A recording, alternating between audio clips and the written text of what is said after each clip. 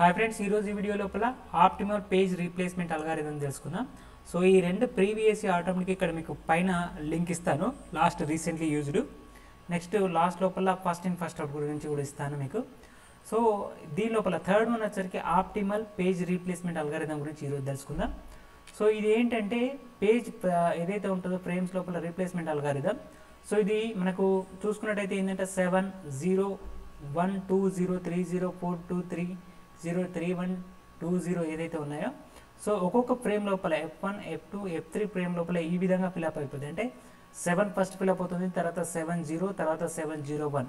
So బేసిక్గా ఈ 3 వచ్చేసరికి అన్ని అల్గారిథంలో సేమ్ ఫిల్అప్ అయిపోతాయి.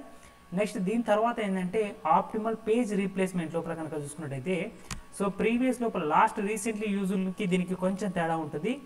లాస్ట్ రీసెంట్లీ యూజ్ లోపల మనకి ఏంటంటే ఏదైతే లెఫ్ట్ సైడు ఆ స్ట్రింగ్ ఎప్పుడైనా యూజ్ చేసామంటే ఆ పేజ్ని ఎప్పుడైనా యూజ్ చేసామో దాన్ని బట్టి మనం క్యాలిక్యులేట్ చేసుకుంటాం. ఆప్టిమల్ పేజ్ రీప్లేస్మెంట్కి వచ్చేసరికి ఏంటంటే రైట్ సైడ్ లోపల మనం అది ఎంత నియర్గా ఉందో దాన్ని యూజ్ చేసుకొని అక్కడ రాస్తాం. అంటే ఏదైతే ఫర్లాంగ్ ఉందో అంటే బాగా దూరంలో ఉన్న నెంబర్ రీప్లేస్ చేస్తూ ఉంటాడు. అంటే ఫర్ ఎగ్జాంపుల్ ఇక్కడ లాస్ట్లో 7 ఉందనుకోండి. ఫర్ ఎగ్జాంపుల్ ఏదైతే ఈ 7 ఉంది కదా, ఇక్కడ లాస్ట్లో 7 ఉందనుకోండి. సో ఈ 7 రీప్లేస్ ఇక్కడ 7 ఉంది కాబట్టి ఈ 0 కానీ 1 కానీ ఈ మధ్యలో ఉన్నాయి కాబట్టి 7 రీప్లేస్ చేస్తూ ఉంటాం. అలా రీప్లేస్ చేసేది ఏంటంటే మనకు ఆప్టిమల్ పేజ్ రీప్లేస్మెంట్.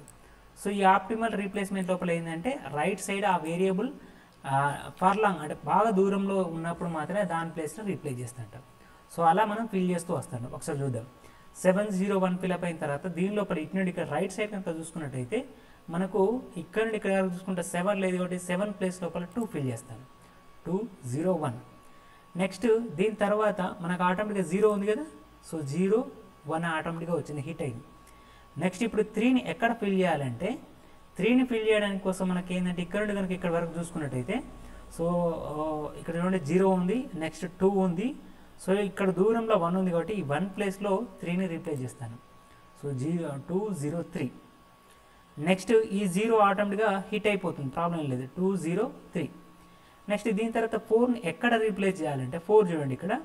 సో 2 3 దగ్గరనే ఉంది, 0 అనేది చాలా దూరంలో ఉంది కాబట్టి ఆ 0 ప్లేస్లో 4ని రీప్లేస్ చేస్తాం.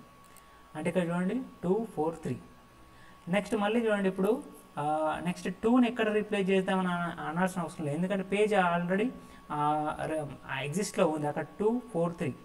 నెక్స్ట్ 3 కూడా యాజ్ ఇట్ ఈస్గా 2 4 3 వచ్చేసింది. నెక్స్ట్ మళ్ళీ 0 ప్లేస్ లోపల అంటే ఎక్కడ రీప్లేస్ చేద్దామంటే ఇక్కడ నుండి కనుక ఇటు సైడ్ కనుక చూసుకున్నట్టయితే 4 అనేది లేదు, దగ్గరలో లేదు. సో 4 ప్లేస్ లోపల 0 అనేది రీప్లేస్ అవుతుంది, అంటే 2 0 3. నెక్స్ట్ కనుక చూసుకున్నట్టయితే 3 అనేది ఆటోమేటిక్గా మళ్ళీ హిట్ అవుతుంది, 2 0 3.